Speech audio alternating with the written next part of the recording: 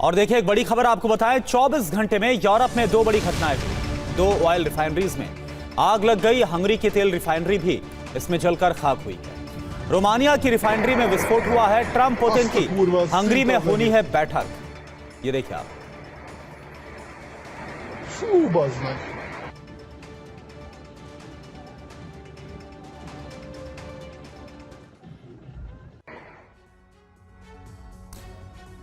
तो रूस लगातार अपने हथियारों को अपग्रेड कर रहा है। इस्कैंडर मिसाइल में हुए बदलाव की वजह से एयर डिफेंस नाकाम हो रहे हैं और अब यूक्रेन ने दावा इस बात का किया है कि रूस ने अपने ग्लाइड बम को अपग्रेड कर लिया है और इसकी वजह से बम की रेंज बढ़ गई है। इसका सबसे बड़ा नुकसान खार्किव को हो रहा है। रूसी फाइटर जेट अब बॉर्डर क्रॉस किए बिना ही खार्किव पर ताबड़तोड़ हमला कर रहे हैं।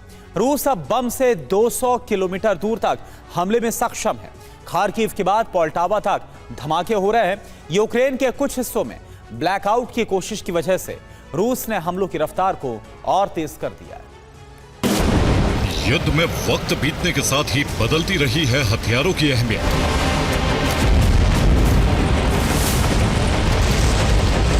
साढ़े 3 साल से अधिक लंबे इस युद्ध में कभी ब्रेडली और चैलेंजर जैसे टैंकों का एक्शन दिखा, तो कभी अटैक एमएस और स्टॉर्म शैडो मिसाइलों की ताकत।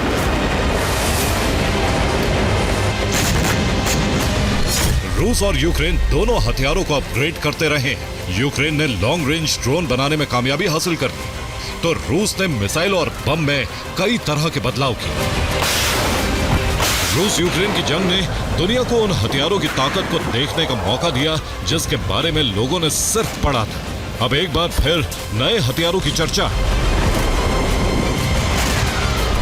ये रूस के एक नए बम की ताकत का वीडियो है। कितना जोरदार धमाका हुआ, शॉक वेव से धरती कांप उठी। खार्किव में रूस ने बम से हमला किया। टारगेट पर लोजोवाया रेलवे स्टेशन था। सेना के लिए अहम रेलवे स्टेशन नष्ट हो गया। रिपोर्ट के मुताबिक यह हमला फॉब सीरीज के बम से किया गया, लेकिन खास बात है कि रूस के फाइटर जेट ने रूसी सीमा के भीतर रहकर ही खार्किव में सटीक निशाना लगाया। नई बात है फॉब सीरीज के बम का अपग्रेडेशन।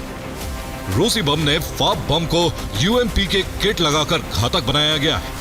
यूएमपी के किट से बम की रेंज और निशाना लगाने की ताकत बढ़ गई। खार्किव रूसी सीमा से सटा हुआ है और यूक्रेन यहीं से रूस बेलगोरोद और ब्रियांस्क के शहरों को निशाना बनाता रहा है।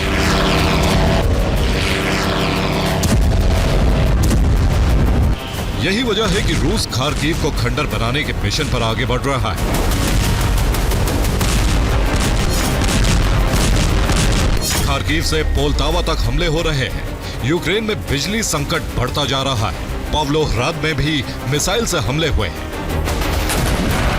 रूस के टारगेट पर यूक्रेन के अलग अलग शहर, लेकिन हर जगह लक्ष्य एक ही है। रूस यूक्रेन में बिजली सप्लाई केंद्रों को निशाना बना रहा है। सीमा के करीब फॉब और कैब बम से हमले हो रहे हैं, तो वहीं बॉर्डर से दूर वाले शहरों में मिसाइल और ड्रोन से हमले हो रहे हैं। सीमा करीब तबाही की वजह रूस के बम का और घातक होना है।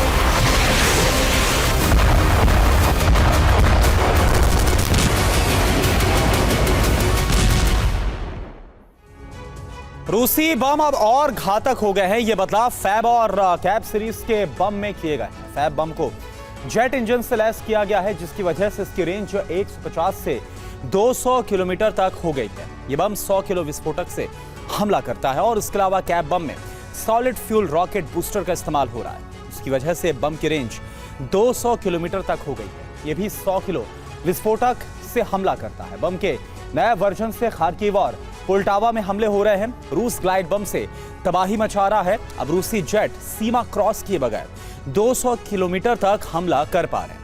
रेंज में खार्किव और पोल्टावा जैसे इलाके हैं। बम की रेंज बढ़ने से कई यूक्रेनी इलाकों पर खतरा भी बढ़ गया है। रूसी मिसाइलों ने बिजली सप्लाई करने वाले स्टेशंस को मलबे में बदल दिया है। ऐसा एक नहीं बल्कि यूक्रेन के करीब 15 इलाकों में किया गया है। अब यूक्रेन का ज्यादातर इलाका अंधेरे में डूबा है। पानी की सप्लाई भी नहीं हो पा रही है। ऊपर से बर्फबारी ने ये सिग्नल दे दिया है कि यूक्रेन के कोहराम में अब बहुत अधिक दिन नहीं बचे हैं।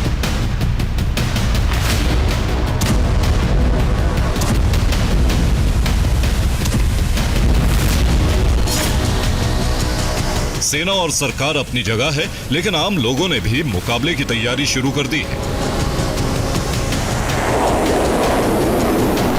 लोग जनरेटर के लिए तेल का स्टॉक तैयार कर रहे हैं, पानी का स्टोरेज तैयार किया जा रहा है, बैटरी और टॉर्च जैसी चीजें खरीद रहे हैं।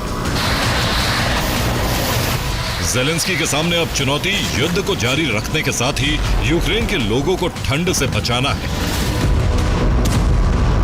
ज़ेलेंस्की ने पश्चिमी देशों से जनरेटर की मांग की है। ज़ेलेंस्की ने बैटरी सप्लाई करने की मांग की है, वाटर प्योरीफायर और वाटर हीटर मांगा है। ज़ेलेंस्की ने पश्चिमी देशों को बताया है कि यूक्रेन अपने पावर प्लांट्स को फौरन ठीक कराने में सक्षम नहीं है। यूक्रेन में जिस तरह से अटैक हो रहे हैं, उससे पावर स्टेशंस और पावर प्लांट्स को ठीक करने के बाद दूसरी बार भी हमला हो सकता है। पुतिन चाहते हैं कि बर्फबारी से पहले पूरे यूक्रेन में ब्लैकआउट कर दिया जाए ताकि यूक्रेन सरेंडर कर दे। बिजली संकट बढ़ाने के लिए रूस कोयला प्लांट और खदानों को भी टारगेट कर रहा है। तो थर्मल पावर प्लांट जलाने के साथ ही रूस यूक्रेन में कोयले का भंडार भी नष्ट कर रहा है। सोमवार को रूस ने निप्रोपेट्रोवस्क में यूक्रेनी कंपनी डीटैक कोल प्लांट पर हमला किया। कोयला खदान और प्लांट पर 2 महीने में 6 बार हमले हो गए। रूस के हमलों की वजह से खदानों में मजदूर फंस गए हैं। खदान में बिजली सप्लाई बंद करने के लिए भी हमला किया गया। यूक्रेन में कई जगह कोयले से बिजली उत्पादन होता है। थर्मल पावर प्लांट में कोयले की सप्लाई होती है। कोयले की कमी से बिजली उत्पादन पर संकट हो गया है। बिजली उत्पादन पर असर पड़ने से कई इलाकों को बिजली की सप्लाई बंद हो सकती है। देखिए, हालांकि ज़ेलेंस्की का दावा है कि रूस को भी यूक्रेन जबरदस्त नुकसान पहुंचा रहा है।